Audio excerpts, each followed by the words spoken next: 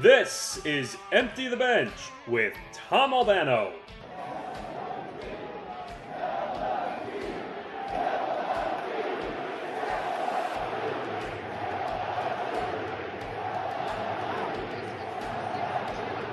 Nick Morgasen.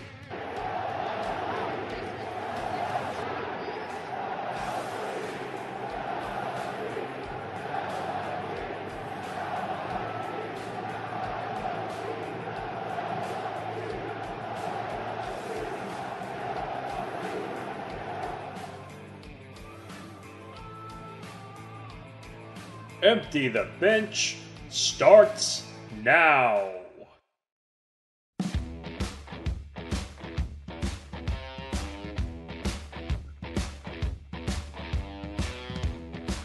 Wait, what do you mean? They want us to sell the network? No, I think we're talking about the Oakland A's. I just wanted to make sure.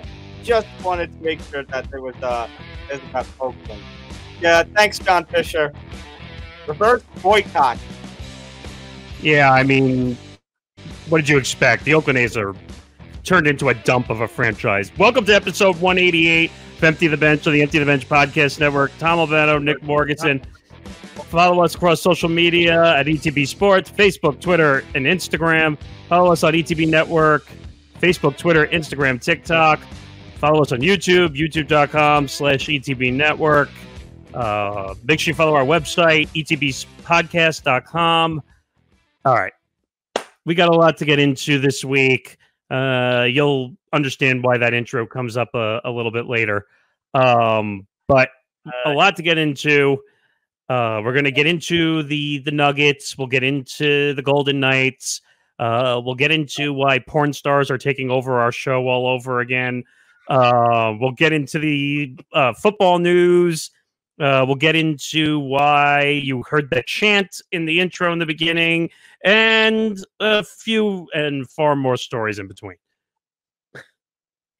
Yeah, plenty that we have to dive into. All this sort of madness, whether it be ejection madness, whether it be negotiation madness.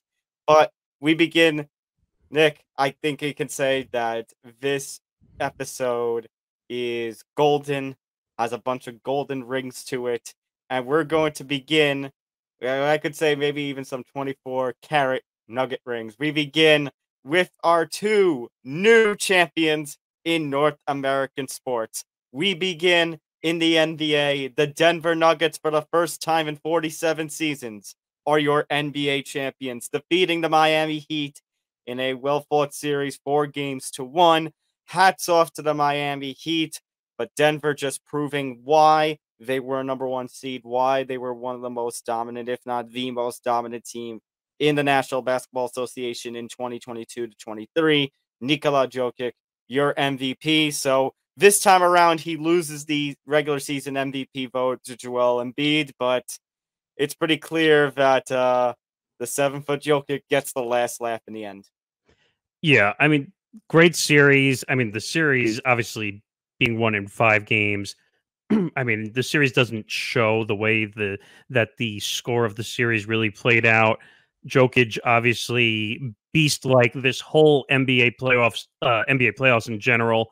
And people are going to argue for many years, or this season, Embiid was the MVP. Well, who's playing later to the end, and who won the NBA title? The Nuggets. And it's unbelievable. Jokic is just one of those guys where 7'3" or 7'4", I don't remember exactly. And I made a hot take statement when I was watching Game 5, which was, I think that Jokic can be better than Shaq. I really do. I think he can be better than Shaq. I think he can be a much better player than Shaq. And people are going to throw tomatoes at me. Yeah, go ahead, throw tomatoes at me. I don't care. And the reason I say it is because this guy has way more range than Shaq will ever have in his career. Jokic can shoot threes. Jokic can shoot from the paint. He can shoot jumpers, and he can block shots. I mean, Shaq could do that too. But Jokic, more importantly, can he nail a free throw? Yes. I mean, the way the series went, like it was domination by far by Denver in this series. They were just better offensively. The bench, even though Miami used their bench better and had more role players coming off the bench, Denver, even though I think they were like a 7 or 8 man rotation, which is what you hear typically in the playoffs. You don't have as many guys. You're not playing all 11 or all 12 guys like you do in the regular season. But you have guys like Jeff Green, who a journeyman type guy that just comes in and gives you big minutes, and guys like Shannon Brown and the other guys just coming in and playing great. But Jokic was the reason that won the series. They were not beating Jokic. Miami just did not have the height to play out Jokic. Well, you mentioned that in the preview as we were previewing this season. I mean, if we were previewing this series, was that you had just the fact that the Nuggets could out-rebound the Miami Heat because they had big guys like Jokic, because they had big guys like Jamal Murray. And that kind of played itself out. Now, credit to Miami Heat, because as you alluded to, all those games, or most of those games, I should say, game one was kind of a blowout in itself, but the rest of that series was pretty close. Miami won game two. You could argue, Nick, that maybe Denver could have gotten a sweep. A couple of bad decisions by Denver that cost themselves pretty much game two, that we said if Miami had brought themselves back into the series late into it, or Miami had gone on to one, we would have talked about game two basically throughout history. One instance, just for anyone who wants to throw me out an example, the fact that that last run by Denver when they got the ball back in the last second remaining, why they weren't calling a timeout at that point. I remember you on the stream, Nick, screaming, "Why are they not calling a timeout? Why are they not calling a timeout?" And Hank being absolutely dumbfounded as to why they didn't do that. But I think you and Hank nailed it in the post stream that went out on the network social media, and that, despite what happened in that game, they just, I mean, we said that Miami Heat were just an 8 seed number because they were a hell of a talented team. You don't see 8 seeds make the championship game, championship series often in the NBA. If at all, it's kind of crazy that both the NBA and NHL finals this year had number 8 seed in both. But Denver was they were just a step ahead. They were just, again, they were one of the best teams in the NBA for a reason. They were a number 1 seed for a reason. They weren't, you weren't going to see what happened with Miami with them basically choking out in the first round with Denver. Right. And people forget that Denver was a 1 seed over the past couple of seasons. They always got upset in the first couple of rounds over the last couple of years. It was not their time to win.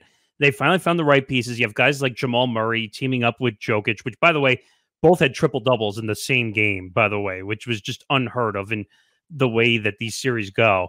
And when you look at like Milwaukee with Giannis, who got hurt, that ended their playoff run.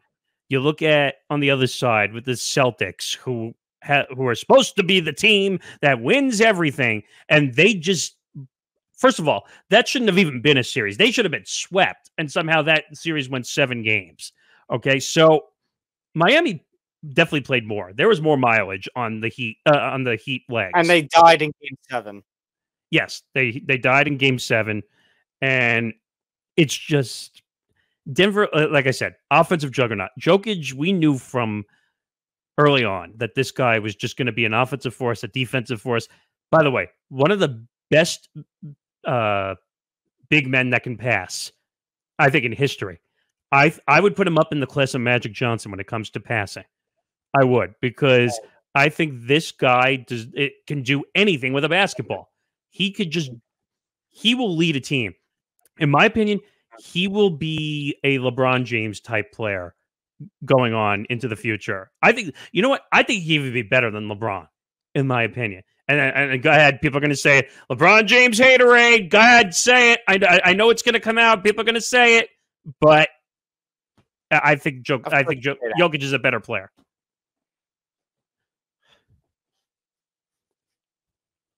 I don't know. But that's just my thought on the whole manner of this situation. I mean, Denver won fair and square.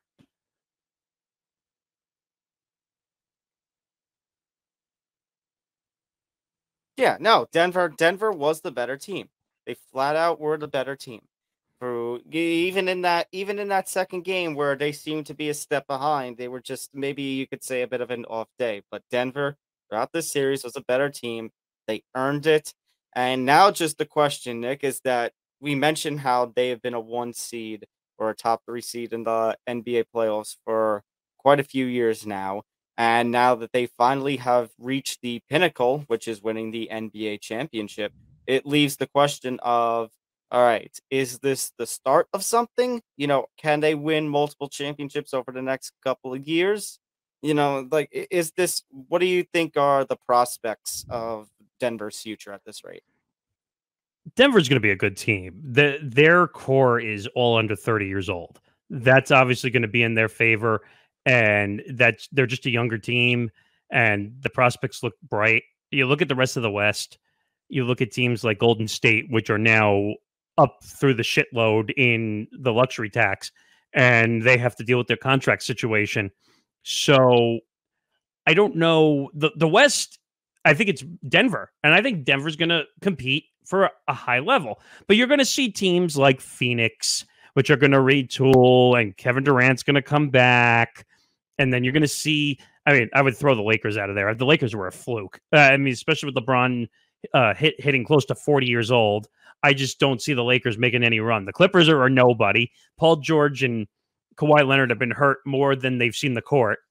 I mean, I think Denver has a good chance to repeat. I do. So as I was saying, the Nuggets are basically the favorites. It has come out on all the gambling odds and everything out there that Nuggets are going to be the repeat team. I don't see much teams really being, I don't know, much of a favorite to the Nuggets, just because I think they're dominant, and Jokic and Murray are going to be a tandem for many years to come, at least in my opinion, at least. I mean, I could see it, and in reality, you wouldn't expect anything less. Let me put it to you that way, because now you mentioned Phoenix, but I mean, it's still CP3, most likely Durant, and maybe even Harden. And we talked about the toxicity and the choking hazards that is that kind of environment. Boston, I mean, credit to them for nearly making it to Game 7, but the fact that they crapped out obviously is going to raise some eyebrows. Miami Heat, I feel like, as silly it is to say, because they were the final 2 in this year's, I feel like you would have to go with Miami Heat as the second or third favorite, just because of their recent postseason success, despite the fact that they don't have a championship to their name. And then you got the Warriors, which, I mean, we talked about it 2 weeks ago, Nick, that after Bob Myers has now left that organization, what the future of the Warriors even is. I mean, like I said to you, the Warriors have a cap issue to holy hell. They're going to be paying like $500 million in total in luxury cap space. So what are you going to do? The Warriors are in trouble. The Warriors, they need to figure out, are they going to re-sign Draymond? Well, Draymond has a player option for like $28 million, which if he goes out on the market, he's not going to find that anywhere. I mean, Clay, they need to figure out. They can't keep both. The team has too much money on its cap to keep all these guys, unless someone's going to take less. And we know Draymond's not going to take less, and we know Clay's not going to take less. And Steph's already locked in; he's not going anywhere. So that team is fucked. That's the word I can basically say at this point. And Denver's the favorite. People are going to say it's impossible to repeat. Is that true? It is 100% true that it's tough to repeat in any sport you play in. Go ask Major League Baseball. When's the last time we had a repeat champion in it? I mean, you had the Giants who won 3 times in 5 years, but back to back, I still think it's still the Yankees. The early 2000s, essentially, or late 90s, essentially. So, yeah. I mean, I think they're a good team. I should say a good team. They're a great team. They got to keep this core and maybe find somebody else, like a bench guy, like someone like what Ray Allen was later in his career, where like with Miami, even though he kind of was a starter, he kind of was like a fluctuated utility piece between the bench and the starting role that could hit threes, or like a Mike Miller with the Miami Heat. People forget that name. Or there's so many names. Birdman's another one. Robert Ory, who fell into more championships than he should have won between the Lakers and the Spurs, and I think even the Rockets back in the day. I mean, those are guys that you really need to make teams go. But I still think Denver has a legitimate chance to repeat. For certain. All right. Speaking, Nick, of repeats, I think this is going to be a repeat from a story that you and Hank talked about last week. So, Nick, I tried to watch some of last week's episode. I tried to see what this story is about. And, Nick, I still don't think I understand it. So, you got Mills, this porn star. And this porn lady is basically saying that Zion, calling out Zion Williamson after this gender reveal, and basically showing literal and figurative receipts that Zion Williamson paid for, let's say, certain services. Yeah, so trying to break the story down like it's a sporting event was kind of funny, actually. But I mean, yeah, exactly. You just judge it on them. All right, I'm gonna give it a 10 on the Ric Flair scale. I mean, hold on. I mean, this story was bizarre. It started with, like you said, Zion with a gender reveal with girlfriend number 1, and now this porn star Moriah Mills comes out of the woodworks. And when we say porn star, we mean literally porn star. You go to where her links are. Again, if there are kids watching, you might want to cover their ears at this point. But basically, earmuffs, yeah. And there are links everywhere. She has OnlyFans. She's everywhere.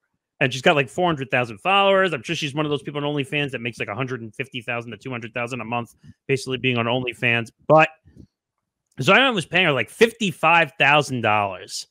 And $55,000. Hold on, $55,000 for I don't know. I mean, isn't that a little much for stuff that you could probably get cheaper or if not free? Well, you have to remember here, we're talking about athletes. Zion is 29 years old. He's a male athlete. I said this to Hank last week. When you're a male athlete that's under 30 and has money, what do you think happens to you? Nothing. Well, yes, but basically the rules don't apply to you, apparently. No, so, throwing it all around. Go ask John Morant and how he's feeling about that right about now. Oh. And we haven't heard that news yet. Nick, I mean, Zion Williamson is making more news in recent years for stuff he's doing off the court than on stuff that he's actually doing on the court. Don't hit me, but he's basically screwing around off the court. But basically, my point is that maybe he should stop screwing around off the court and screw around on the court and actually play basketball and like actually participate in the game of basketball. I mean, and then we just get all these ridiculous receipts, tens of thousands of tweets that she's sending out all over the place, all the messenger apps that they used. And I mean, I can't even imagine. Basically, she's a paid girlfriend. I hate to say that, but that's what she is. And sort of, yeah. I mean, I can't do this without laughing at it. I mean, because it would be a whole different situation like if she was pregnant and like he was doing this with like girlfriend 1 and girlfriend 2. That would be a whole different issue.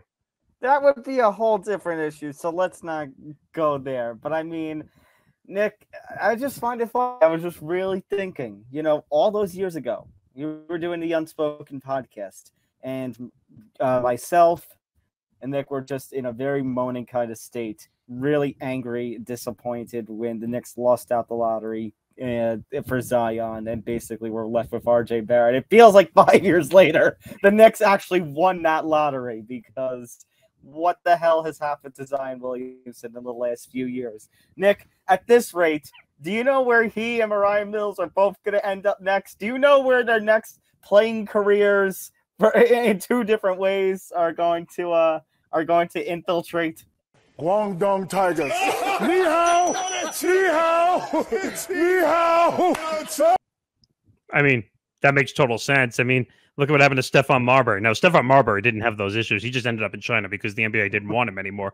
But I'm hearing trade rumors already that the Pelicans are out trying to see what deal they can get because they want one of the top guys in the NBA draft. I can't remember his name at the moment, but they want a second-round pick or a first-round pick, God forbid. I mean, I made this horrible joke in a TikTok, and I'm sure you saw me post this TikTok. Which one? But basically, I said, I titled the TikTok, Zion puts Pelican inside a porn star. There we go. Much better. I mean, maybe he should count his Pelicans instead of using them. I mean, like, I can make many puns. This could go on forever, but we don't have that time. Anyway, this story is bad. The Pelicans need to move on. He's damaged goods, in my opinion. And people are saying, like, he could be the next Greg Oden. I mean, it wouldn't surprise me at the rate that he's going. And as far as this Moriah Mills controversy, well, I just hope that it ends sooner or later because this is just too awkward of a story to really talk about. I don't want this to become one of those stories that we just talk about for weeks and weeks on end. We are a sports show. We are not a pornography show. Obviously, we're not reviewing. Wow, we're not reviewing or interviewing pornography stars. Thank you very much. Yeah, this is not the end of this story either. I mean, like, we're going to hear more because she's an open mouth. Sorry for the pun and an inappropriate pun. But basically, my point is that I'm sorry. Wow. She's a loudmouth is what I really meant to say, but she's just going to keep releasing tweets and releasing messages until basically she gets what she wants. And basically she was told by Zion that, oh, well, I'll move you down to New Orleans and you'll live with me. Oops. Nick, God rest his soul, but the only thing I can think of right now is Jerry. R.I.P. by the way. But there's not much I can really say. I talked about this for a long time last week. All right. What's next? All right. Let me take a second now. Let's talk about the other golden piece to this story. Let's talk about the Vegas Golden Knights, who are your new Stanley Cup champions. I mean, Nick, kind of goes back to what I said during the stream a couple of nights ago around midnight, right after Tough Enough, where I just basically sat here and talked for 10 minutes to an open wall about what exactly has happened in that game. I mean, in that series. I mean, Nick, if we said that the Nuggets were one step ahead in their 1-8 series, the Golden Knights were about 2 steps ahead of the Florida Panthers. Now, credit where credit is due to the Florida Panthers, as Hank and Johnny alluded to. They were down 3-1 to the Boston Bruins, who were the top seed in all of the NHL. They were 1 game away from elimination, and they stormed back to beat them. Then they stormed through to beat the Toronto Maple Leafs, and they stormed through to beat the Carolina Hurricanes in the Eastern Conference Final to reach the Stanley Cup. This was a kind of a run that we saw about a decade ago with the LA Kings. Now, the LA Kings won that 2012 Stanley Cup against the New Jersey Devils. Florida obviously didn't win this, but you can't take away anything. Unfortunately, it goes to what I said in that stream and what I just said before, that Vegas was just that much better. Were they the star-studded, model franchise of this whole NHL season? I mean, were they the top seed? Obviously not. Boston was clearly in the regular season, keywords in the regular season, the better team. But Vegas seemed to, I mean, it sounds silly to say, but it seemed like Vegas, despite Boston's early run, you think of the President's Trophy curse, and we said that Vegas was a team to watch out for as Johnny and I were previewing the Stanley Cup playoffs when it was first starting, that Vegas was a team to watch out for, and they definitely proved it. I'm trying to think of all the numbers and stats that Hank gave me the night before, but it's like 11 scorers, 11 different scorers throughout this Stanley Cup final. Plenty of mention of history, Nick. Plenty of mention of history. The captain of the St. Louis Blues 2019 team that won the Stanley Cup. They were the one that went from last place all the way to the Stanley Cup that year, Alex Pietrangelo. He is the first person in Stanley Cup history to be a captain on one Stanley Cup winning team and then go on to win another. And that team, that St. Louis Blues team, do you remember who they beat in the final? No. Who was it? Boston Bruins, who were coached by Bruce Cassidy, who is now the coach who just won the cup with the Vegas Golden Knights. Wow, irony. Also worth mentioning, the Conn Smythe Trophy winner. I thought it could have been Jack Eichel, but when you really think about it, and as I was thinking about between the stream and now, I think Jonathan Marchessault definitely did deserve it, which, by the way, Jonathan Marchessault becomes the first undrafted player to win the Conn Smythe Trophy since, I know you're not much a hockey guy, Nick, but I think this name sounds familiar to you. Wayne Gretzky? Yeah. Oh, yeah. So you have that historical factor. And then in that game-clinching Game 5, which was an absolutely dominant 9-3 victory, I have never seen a one-sided beating like the one that Vegas gave in a Stanley Cup final, like the one Vegas gave in that game-clinching Game 5 a couple of nights ago. Hey, that's more than the Raiders scoring in a game. Mark Stone got a hat trick. Nick, first time a player has gotten a hat trick in a Stanley Cup clinching game in 101 years. You got to go back to 1922 for that. So my point is, Vegas made history. And I mentioned Jack Eichel before. I'll give him a shout out because former New York player with the Buffalo Sabres. And when he was on that Buffalo Sabres team, like, he was absolutely miserable because he was such a talented player and the Sabres just flat out sucked. It was good to see him actually be able to move on to another team. And, well, he's clearly made the most of it. So my hats go off to the Vegas Golden Knights, literally with the hat trick and figuratively. Hey, when you hit 3 sevens once in a while, you get lucky and you win. I mean, so.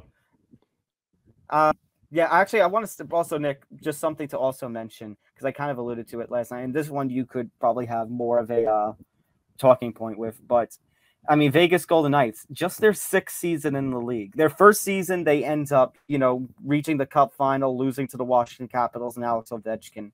And now, just their 6th season, they're a Stanley Cup champion. I mean, you think back, Nick, to some of those teams that didn't win long after expansion. I mean, you think about the Florida Marlins, who came into the MLB in 93, ended up winning in 97. The Arizona Diamondbacks came into the league in 98, ended up winning in 2001. Nick, you could even say the New York Mets came to the league in 1962, and then you had the Miracle Mets of 69.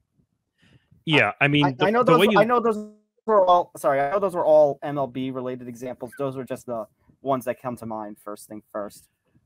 Right. And when you look at expansion teams, I mean, a lot of times they're teams that catch you off guard. They're teams that come into the league. You don't know what to expect. You don't know what they're going to do. It's good story for the league when an expansion team wins because that brings more attention to the sport. I remember when Vegas came into the league 6 years ago, and everyone was excited because that started the Vegas trend for all sports. And now we're doing it in all sports. We're in the NFL, and I think eventually we're going to have an NBA and an MLB team. I think eventually it's going to happen. Mm-hmm. Yeah, absolutely. And speaking of that, Nick, you got to give credit where credit's due to Bill Foley, the owner of the Vegas Golden Knights, because I mean, first of all, he was the bravest one. He said, we're going to be the first to have a team in Las Vegas, and the NHL acquiesced. They had the team in Las Vegas. He said, Nick, we're going to win the Stanley Cup in about 5 or 6 years. And guess what? Point proven. Yes, he said that. He actually said that in November 2016 during the team's introduction.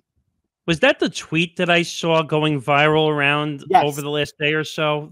Yes. Okay. Because like that was trending for a period of time, and I saw the tweet. It said we're going to win in 2023 is what one of them said. That was basically the point, and that was legitimate. And now they've made it reality. So credit where credit's due. And Nick, the thing is, expansion teams sometimes have struggles, but Vegas has been a consistent playoff contender ever since they first got into the league. Now, they had their shares of downs. They did get eliminated in, I think it was their second season. They got eliminated in the first round when they were a very high seed. They did miss the playoffs one year. They had the first coach they hired, Gerard Gallant. Obviously didn't work out for them. And yeah, I know. It's just going to relate to the next story we're going to talk about. I know. But my point is, I think, Nick, in terms of expansion teams, Bill Foley and Vegas Golden Knights, they've done it right. They are one of the more successful expansion franchises I can think, not just with the NHL, but just in North American Major League Sports history. They've done something right here. I mean, like I said, Vegas was always going to be the expansion plan for professional sports. I'm surprised it didn't happen sooner. And now that it's been proven that a team can win in Vegas, now you're going to see more teams in Vegas. Yep. So congratulations to Vegas for hitting the jackpot. No pun intended. All right. Speaking of Gerard Gallant, let's talk about the New York Rangers. They officially have their new head coach, Peter Laviolette. How do I put this, Nick? My reaction to this news is very, very meh. Like I was reading, by the way, I think he's like in the top 5 all-time in wins, if I'm not mistaken. He became in February 2022 the 10th coach in NHL history to get to 700 wins. So there's that. He's historically a winning coach. So I mean, there's credit where credit is due in that, and I understand, I guess, a little bit of the logic of not wanting to do something like ring up a Chris Knobloch, who was the coach of the AHL team for the Rangers, the Hartford Wolfpack. I mean, I guess because it's the fact that the Rangers see themselves as a win now kind of team. It's just like what I said when the Rangers got eliminated a few weeks ago, Nick. I'm concerned now, did they go for it maybe a little too early? Now, I mean, credit where credit is due. I understand now why Gerard Gallant had to go, because he lost the players. Him and Chris Drury got into the big scuffle in the locker room. So obviously he needed to go. My point is, it feels like you go from Gerard Gallant 1.0 to Gerard Gallant 2.0. He has coached for the Hurricanes, the Flyers. I mean, he has a track record. He won a Stanley Cup in Carolina about 15 to 20 years ago. Yeah, it was the first season after the lockout. So credit to him on that.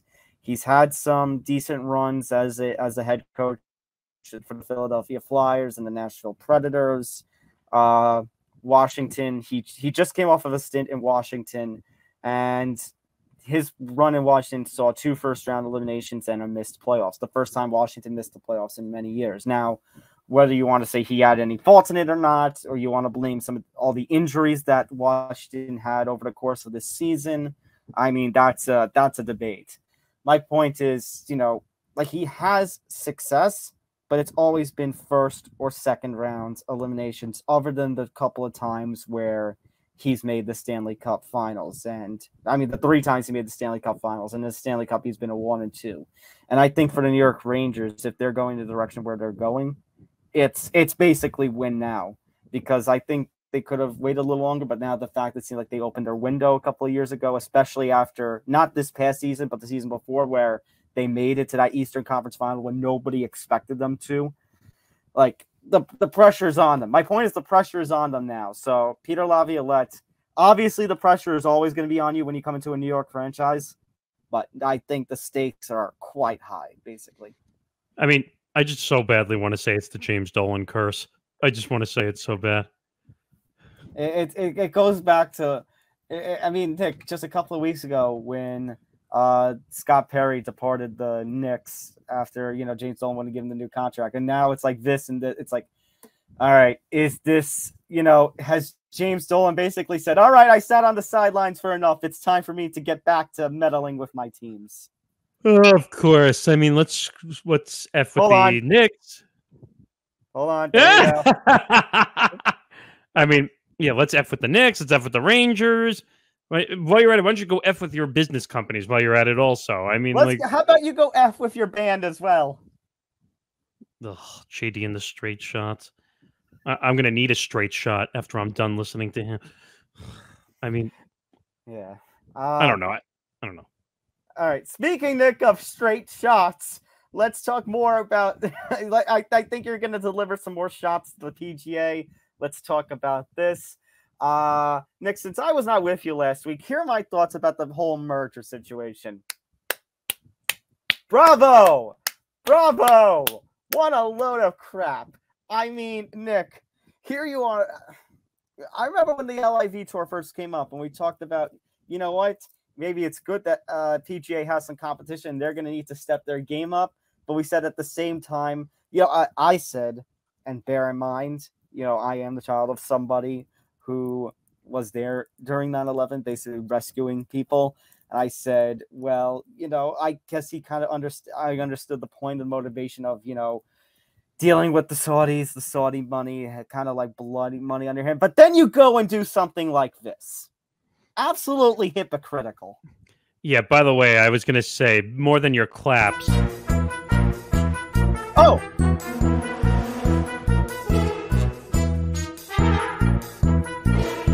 PGA country, let's ride! Okay, I'll stop that now. But my point is, this whole situation is a circus. I've been talking about this. I spent like 30 minutes talking about this with Hank last week because there was so many different bullshit issues with this topic.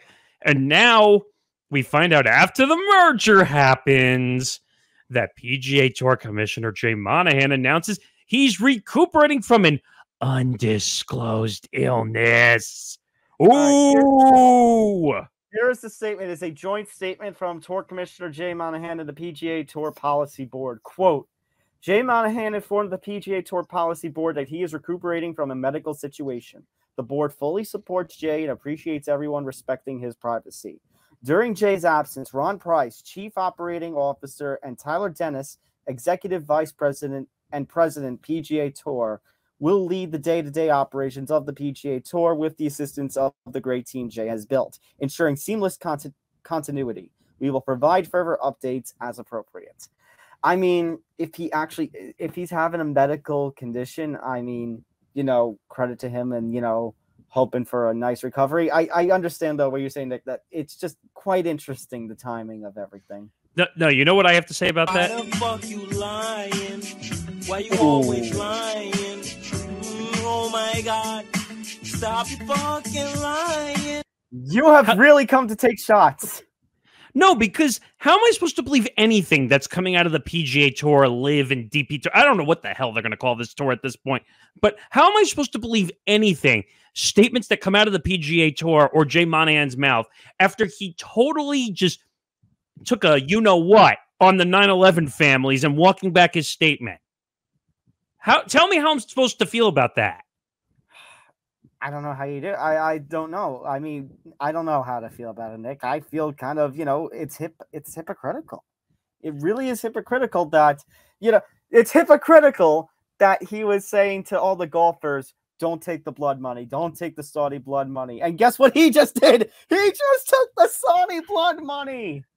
I mean, that's my point. And I said this last week, and I was on a tear last week of Jay Monahan basically saying that his original statement, or when he was being interviewed by Jim Nantz, when I forgot what event it was one of the majors probably, and he's like, anyone who takes that money is against the whole 9/11 situation and blah blah blah blah blah.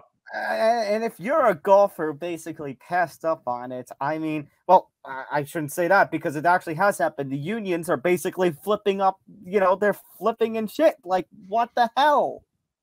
Well, when you look at some of the deals that were given out, like you had guys like Brooks Koepka, which by the way has been kind of a little controversial between the two tours.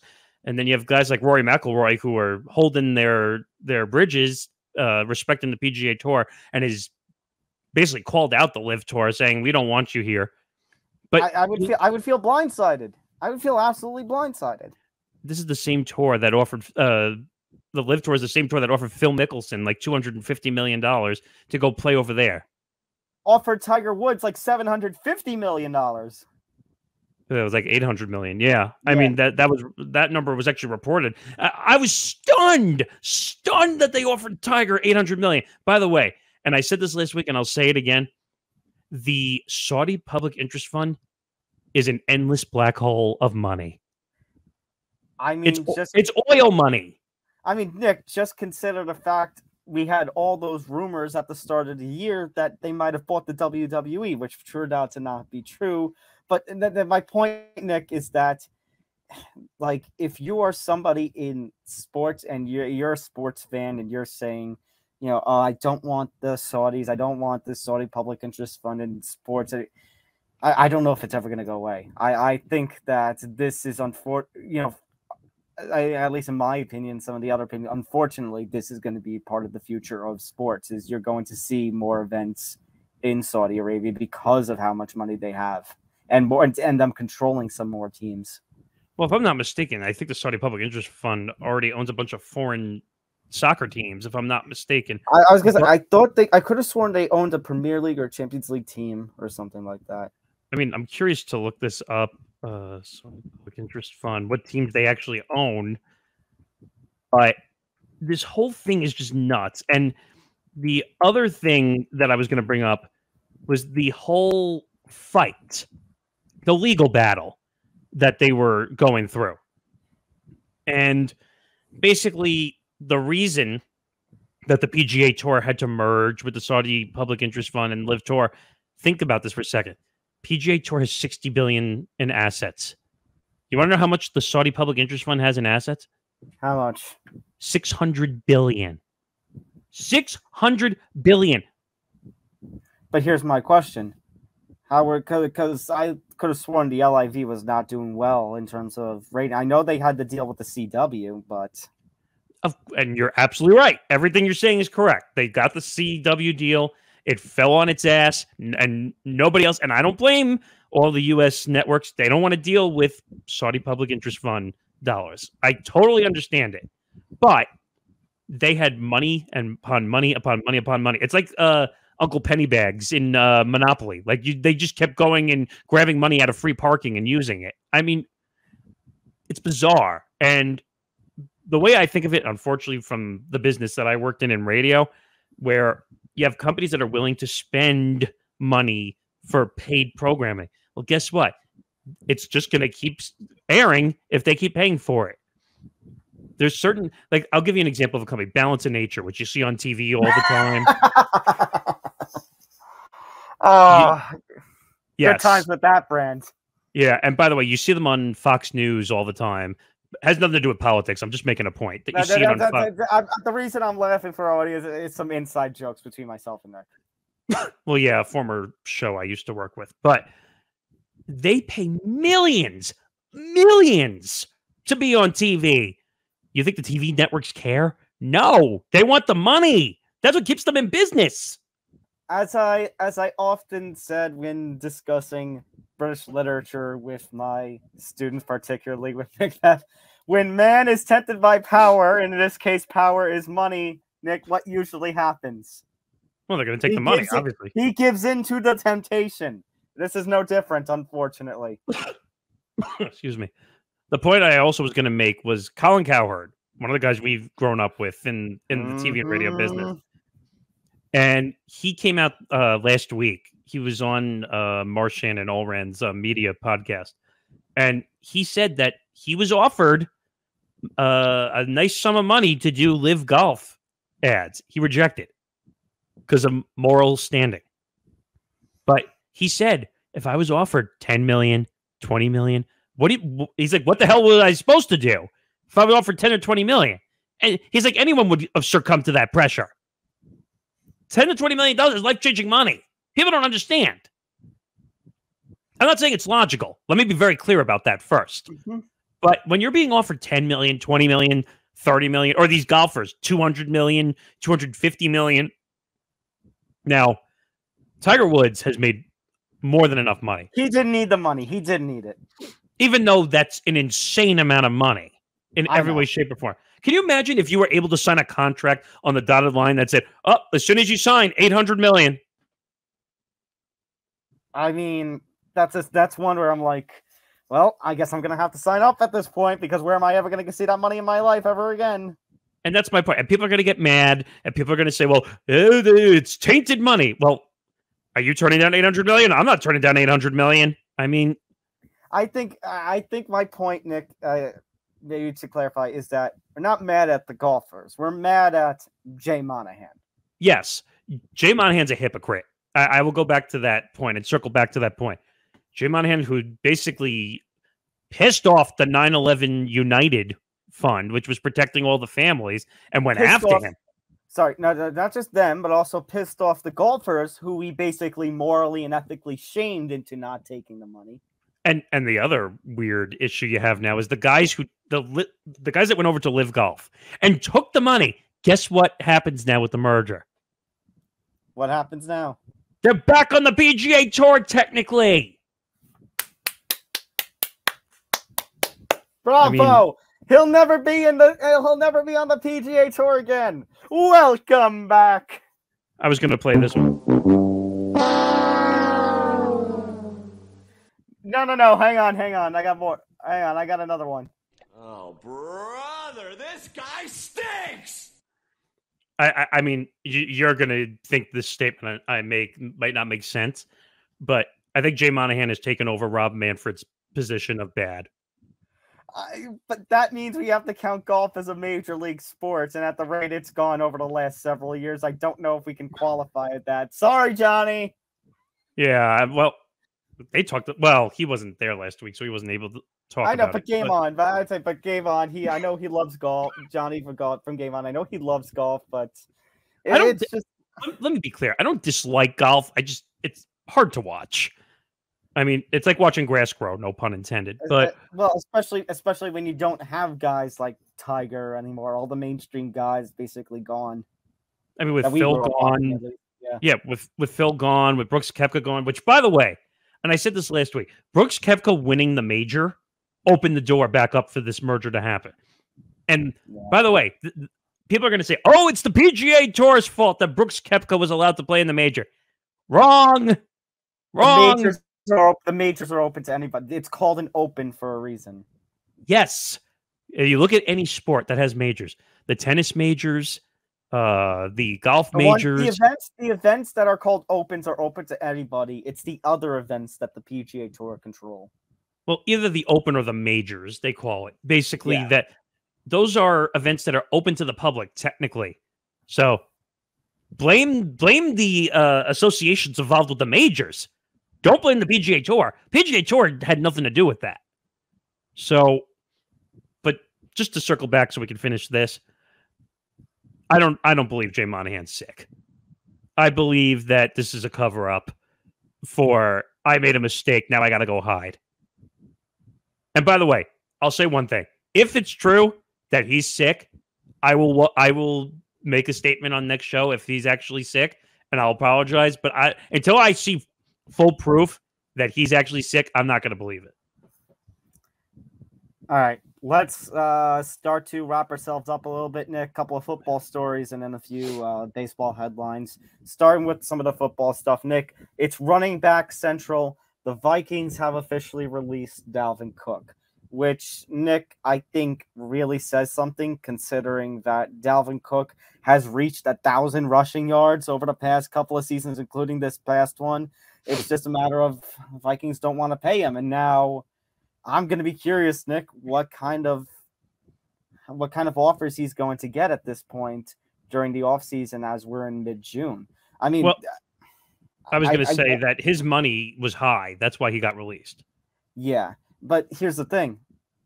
You would, if for somebody, Nick, who has reached 1,000 rushing yards and has been a key contributor to a team over the past couple of seasons, even though it's already mid-June, I feel like Dalvin Cook is somebody maybe you got to pay a little bit of a premium just because of all he's accomplished as of late. I mean, there's another person we'll talk about in a minute or two, but yeah.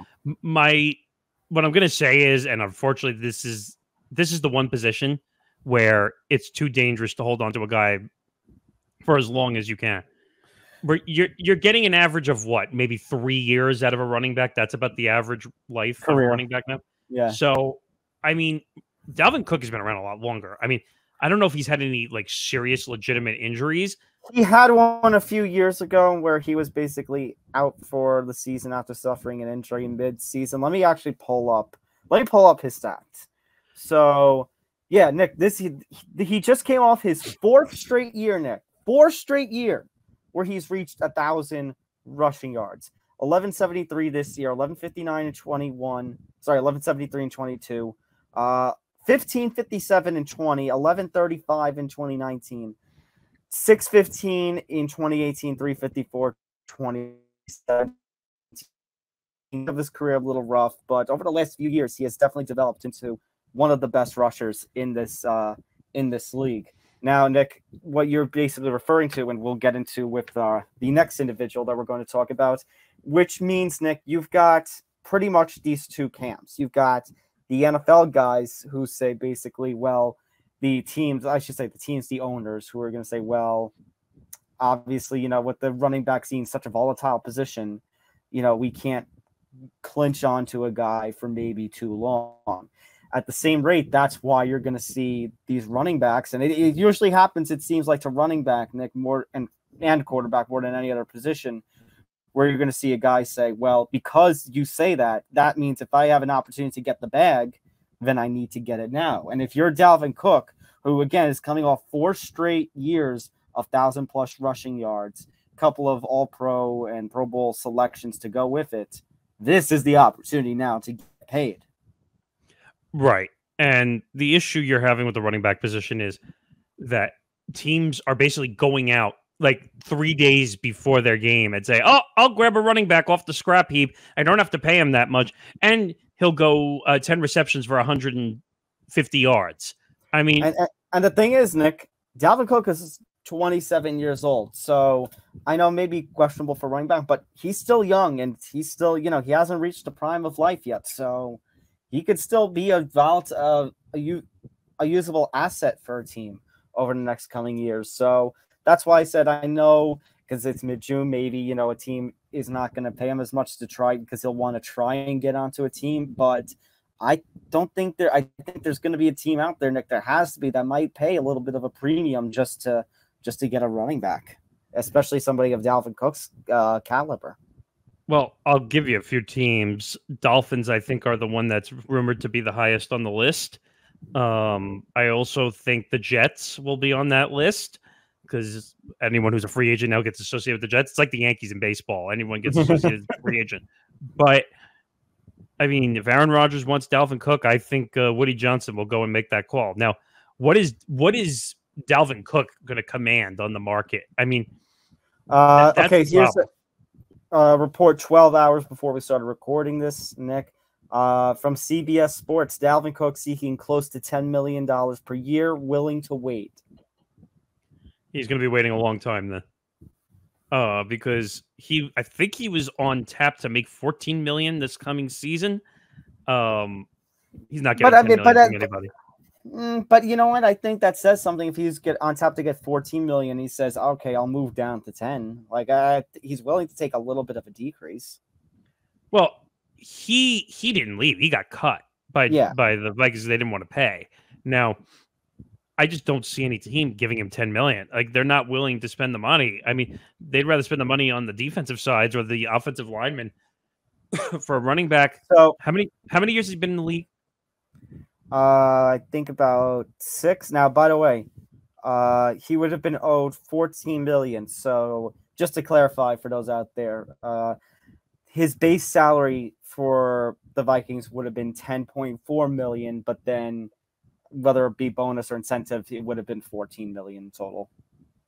I mean, I think they probably thought they were over their head at $10 million, to be honest, probably. But we're in a market now where running backs are not commanding that money anymore, and a certain somebody in New York is in that issue as well.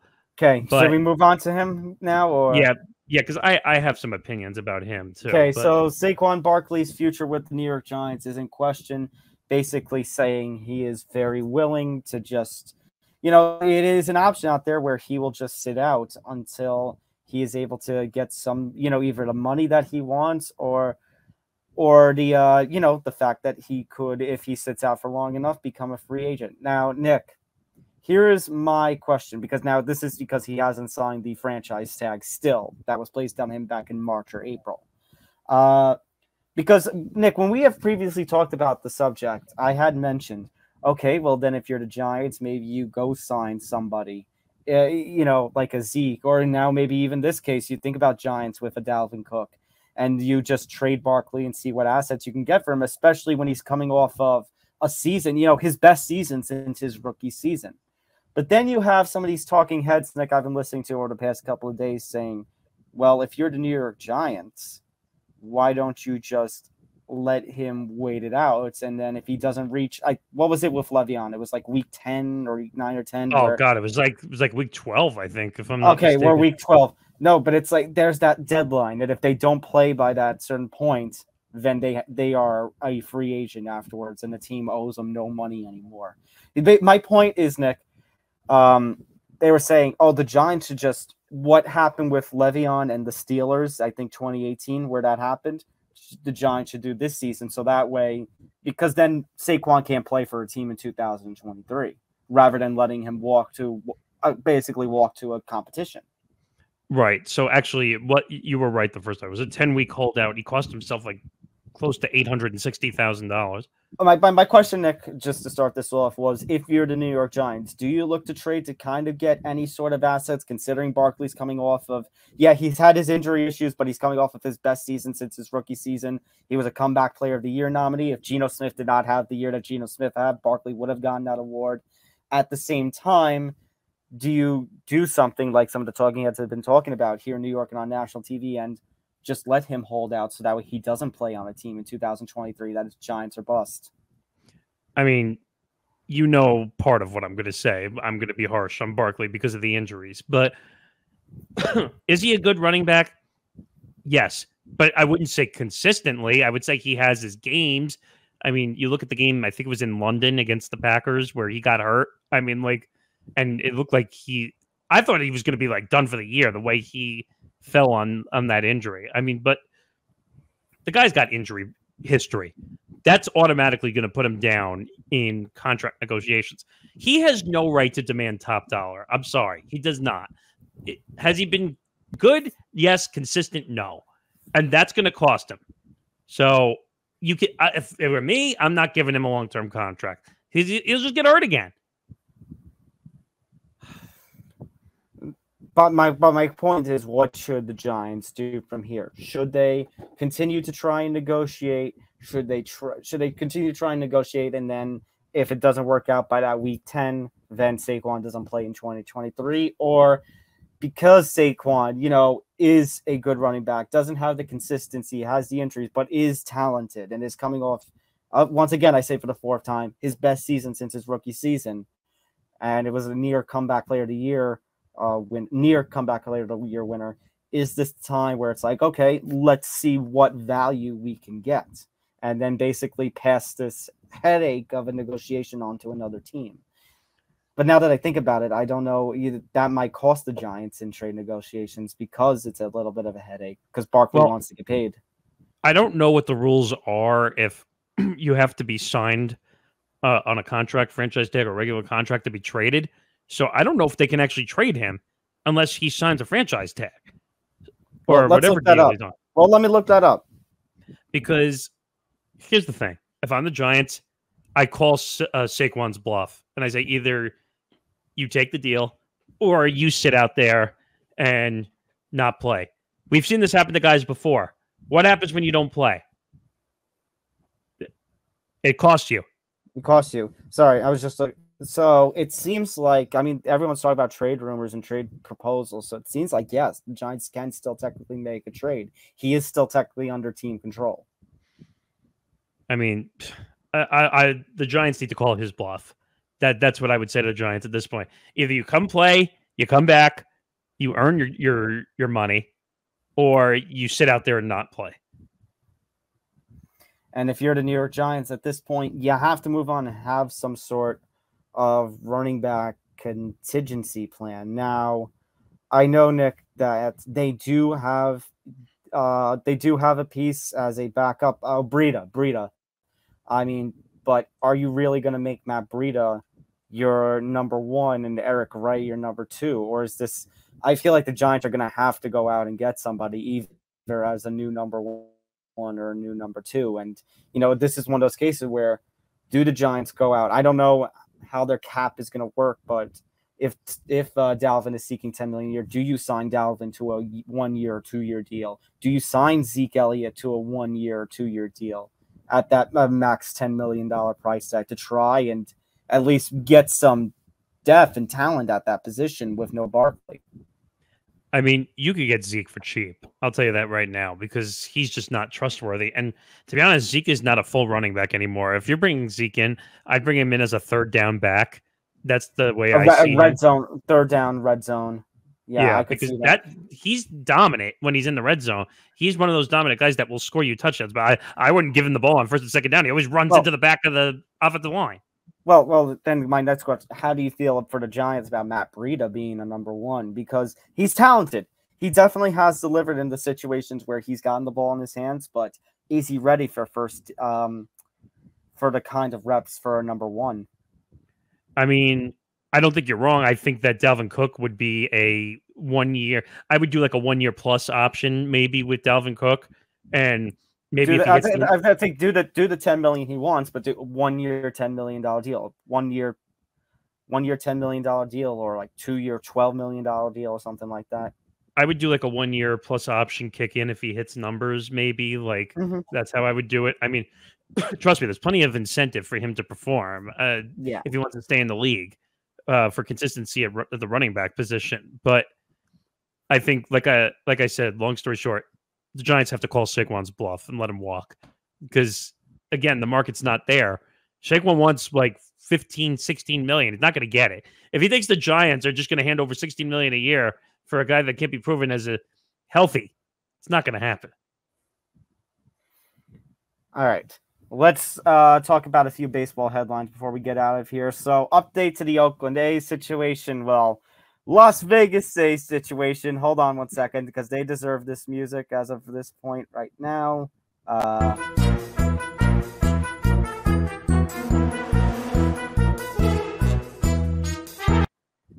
So remember we talked a couple of weeks ago that Nevada had basically rejected the money. The Nevada government has rejected the completely privately funded stadium. Well, now they have passed a deal. So one step closer, all of a sudden, to now the A's playing in Las Vegas some point very soon. Yeah, I mean, I would say. Oh, my God! I mean, because I don't know what to believe at this point. One, we hear a deal's done, then it gets pulled off the table, then they're going to knock down the Tropicana Hotel on the Las Vegas Strip for this stadium. Now we're talking about, because I just saw it, I think they got $380 million from Nevada. I was like, what is going on here? And yeah, I was reading this story. So it's a proposed $1.5 billion stadium with a retractable roof. So go figure that one out. I mean, it says a deal that backers said will continue to help establish Las Vegas as the, quote, entertainment and sports capital of the world. I mean, Nick, what did I tell you when we were talking in the pre-show meeting? What did I do on the Vegas Golden Knights stream a couple of days ago? Oh, that's right. Viva Las Vegas. Yeah, that's about right. This all goes back to one person, though, if you know what I mean. And it goes back to a certain commissioner that we all hate. And oh, where is it? There you go. It's time for another edition of Good Old Rob Manfred. Because this all could have been avoided. Apparently there was a deal in the works where they had a waterfront stadium that in California where they could have stayed and Oakland couldn't have lost their fan base. By the way, over the last couple of years, you got to feel bad for the Oakland sports fan base between losing the Raiders and now losing the A's. Okay. And them purposely, something like John Fisher's doing, purposely sucking. Nick, I said it before, and I was starting to make it around on Twitter. This is legitimately the plot, the mastermind idea of the evil female owner of the Cleveland Indians in the Major League movie. Have the team suck so bad you can move them somewhere better. I mean, quite literally. I mean, you raised the parking prices. You made it harder to get food. Don't drink the water at Oakland Coliseum, by the way. I beg you. That's not safe. I think we tested it, and I think someone's body parts melted when they stepped in it. But basically, my point is that stadium is awful. It was never this bad. I don't know why John Fisher let this stadium get as shit out of shape as possible. And the number I see, the assembly... Because he wants to be in Vegas. Because he wants to be in Vegas, and it stretches to Manfred. We talked about it a couple weeks ago. Because Manfred wants an MLB team in Vegas. And is this the most moral way to do it? No, but it's going to get him what he wants and what Fisher wants. Well, Rob Manfred always gets what he wants. But my point is, so the assembly approved the final version of the bill with $380 million in taxpayer money. $380 million.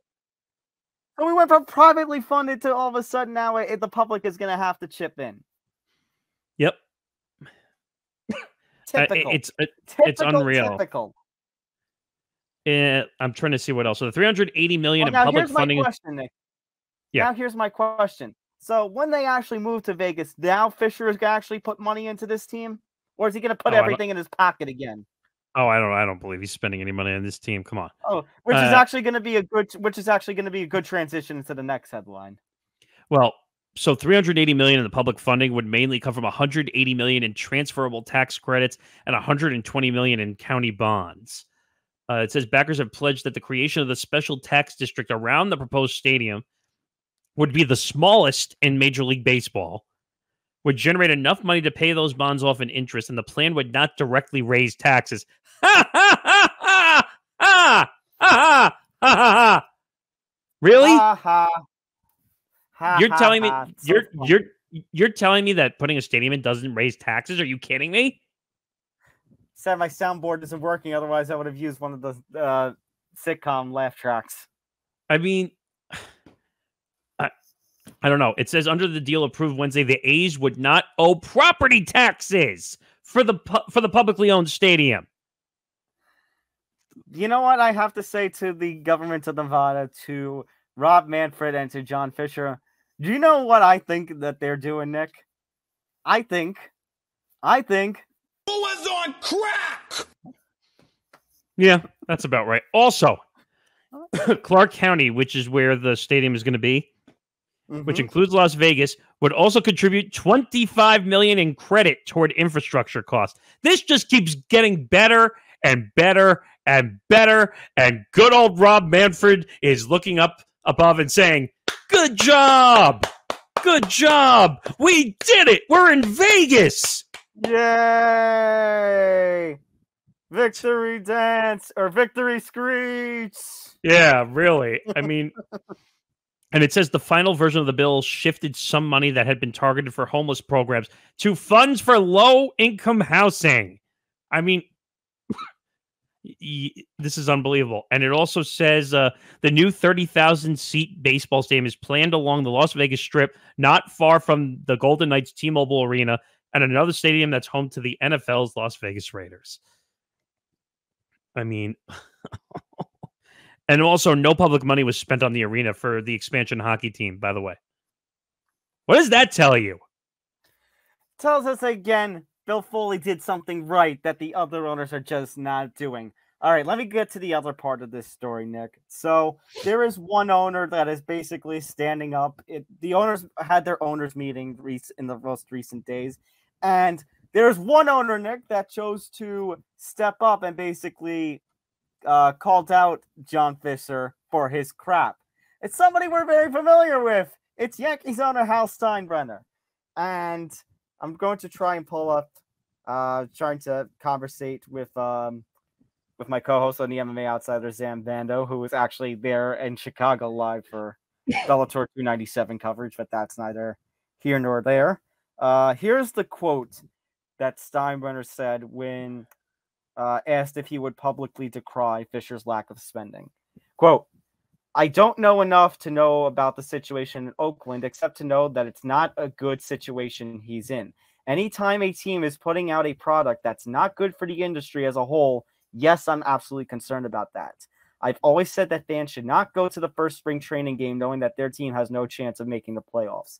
That's just not good for the game. It's not good for the industry." Okay, continues on.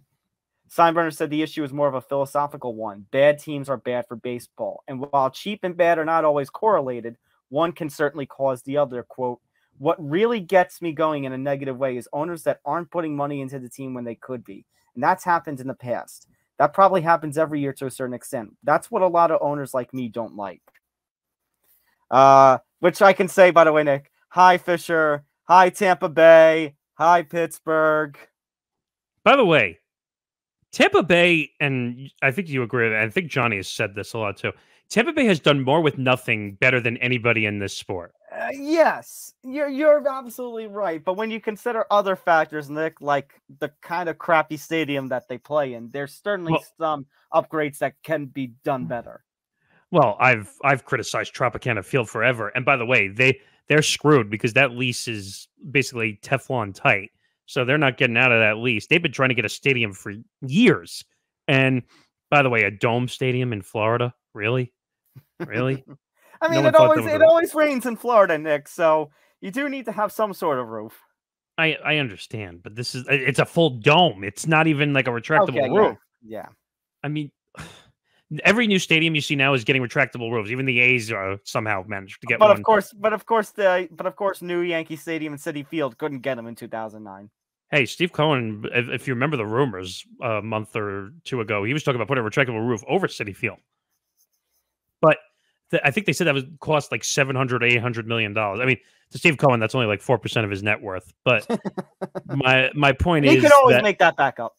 Oh yeah, he could make that back in no time. But I understand where Hal is coming from. But Hal sometimes needs to shut his mouth too, because there were times when the Yankees were not spending money at all, and they were complaining during the pandemic about money. Yeah. Well, that was part of the whole owners versus players debacle that lasted between 2020 and 2022. I mean, the Yankees were complaining about where we don't have money. Really? But I also think it is, Nick, I also think it is an apples and oranges kind of situation. If you're going to use something, if you're going to use something like this to complain, oh, we passed on Carlos Correa and Corey Seager for Anthony Volpe and Oswaldo Cabrera. I don't think you can apply this argument to that, because those are two different situations. Which, by the way, I'm only going to use the show. I hate using the show as just a platform to get an opinion out there, just because Twitter has been pissing me off. You know, if we had traded for Anthony Volpe and signed Corey Seager last year, all of you would have been bitching and moaning about Corey Seager sucking last year. I think that's absolutely right. I mean, you could say the same thing about Bryce Harper and Manny Machado, whichever Yankee fan was complaining about. Look at Bryce Harper now. You want Bryce Harper? He's damaged goods right now. I mean, do you want Manny Machado? You can't trust Manny Machado right now. I mean, so people need to relax. And people in our local area in New York were saying to send Anthony Volpe back down to the minors. Listen, and I kind of understand that argument again, but listen, what did we say? when you were going, what did we say last year? Regardless of the fact that they still signed Judge this contract, but when you were going in the younger direction with guys like Volpe and Cabrera and Peraza, etc., they are rookies. Not every rookie tandem is going to turn out into the core four. You have to give them time to develop. Yeah, I mean, Aaron Judge was a phenomenon when he came up. And by the way, he went through his struggles after the phenomenon phase weared off. All right, and I know he's on the injured list for the second time this year, but the time he's played, he has delivered. And this second injury, it's not like he did something stupid. He was just trying to make a play. He was trying to make a spectacular play, which he almost did. Well, yeah. No, didn't he catch the ball in right field? That's how he got hurt at Dodger Stadium. Yeah, but apparently because he was technically over the line. Out of play. Yeah. Dumbest rule in professional sport. You get an extra base. You ran through the wall. Good job, Rob Manfred. Add that to your dumb shit rule book. Oh, hang on. You're going to call out Rob Manfred. Here you go. I mean, really? An extra base for catching a ball and then running out of play? I didn't know that was a thing. Did you know that was a thing? I didn't know that was a thing. Well, by the way, Nick, just because we're recording this while Game 2 of the Subway Series is being played, they're in the 10th inning, which means it's our favorite rule of all. The Manfred Man. It's such a dumb rule. And by the way, not in the playoffs. By the way, they're not going to have that rule. And they're removing the clock during the playoffs. They're removing the clock during the playoffs. What was the whole point of having the clock during the season? You're not going to do it. Oh, well, we don't want to touch the authenticity of MLB playoff baseball. I kind of get that point too, but at the same time, I think people were liking and getting used to the pitch clock. I guess my one concern about having a pitch clock in the at the playoffs was, imagine if a series ended on a pitching violation. That would make my day. I'd laugh all the way to the bank if that happened. I mean, but my point, yes, Nick, we can have our criticism about Hal Steinbrenner and the Yankees for choosing not to spend on certain athletes. I don't think you can apply this argument to everything about the Yankee, are they not spending, certain struggles? It's like you can't apply every argument. I understand what you're saying that, he comes off a little hypocritical when the Yankees were complaining like the other owners about not having money a couple of years ago. But he does make a point when you do have owners like the A's and Pittsburgh. Now, granted, Pittsburgh actually started off this season pretty strong, but, taking that money and placing it in a pocket. And it goes to my question before, Nick. If John Fisher gets his wish, and it seems like he will, and Major League Baseball will, and the A's will move to Vegas probably 2025, is he going to finally start to spend money there? Hell no, he's not going to spend money. Yeah, just because he got a shiny new stadium, the phrase you like to use every time a new stadium comes out, doesn't mean that he's going to go out and spend money. He's just going to take all the tax money from Nevada and use it. I mean, this is what we see. I mean, all these billionaire knuckleheads in ownership to say, oh, you know what? I'm going to take advantage of the tax system. I'm not going to spend my own money. I'll just take the money from there. Yay! Baseball! I mean, there's no way this can end well. No. Speaking of not ending well, is this going to end well for Major League Baseball and Mets pitcher Drew Smith? Mentioned the Subway Series. Game 1 of the Subway Series, Drew Smith goes out to pitch. He gets checked before he even throws a pitch and gets told, "You're out of here. We found something on you."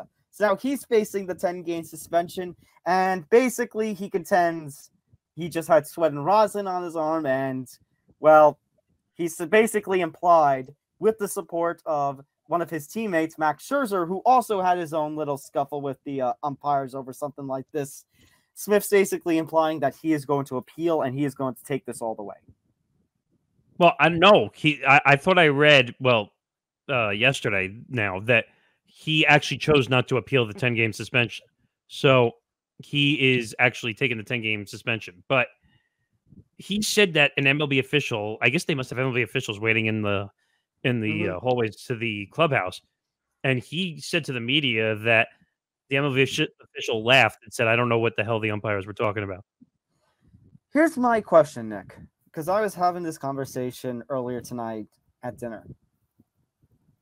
With all this technology that we have now, with all this technology that we can look at with the pictures and the RPMs and everything, can't we, if there is something, if there is something that says the baseball moves different or travels different, or goes fast, whatever, with sticky stuff than with just rosin, can't we use that technology to have a better understanding so that way we can have more clarity on what is sticky stuff? Because otherwise, Nick, you know what the next option is going to be?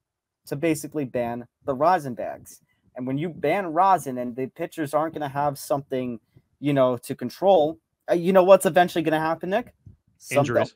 A ball is going to go. Yes, you can have injuries. And specifically, you're going to have a ball slip out of the pitcher's hand, and it's going to hit somebody past the helmet right onto the face. And we're going to have a very brutal injury. Yeah, I was going to say head injuries, because that's the biggest concern you have on a pitch slipping out of a pitcher's hand. But and Nick, I'll go one step further.